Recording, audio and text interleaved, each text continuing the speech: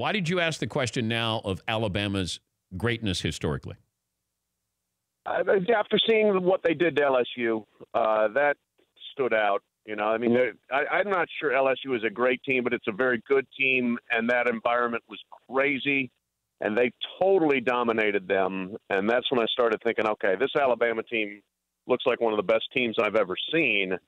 And so I, wanted to go back and look at the numbers and see how they stack up. And in terms of just dominance of opponents, they stack up very well with certainly all the undefeated champions of the 21st century and many of the great teams of the last 50 years. As you said, it's early. I mean, it's 9 games in. They got to win 6 more games, but they're on their way. I'm also wondering, because I remember those great Oklahoma, Nebraska teams, and their strength of schedule couldn't have been very good because, back then, Kansas was horrible. I mean, you had Baylor was horrible. These teams that they sort of steamrolled were horrible. So I don't know if you took in strength of schedule or, whatever kind of data or analytics that you could provide with that to say, all right, strength of schedule for Florida State a couple of years ago was this. Oklahoma in the early 70s was this. Yeah, I really didn't factor that in.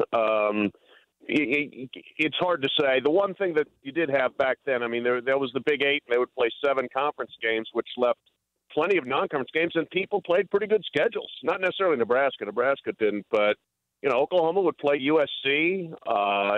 There were some really good intersectional games then, more of them probably then than now.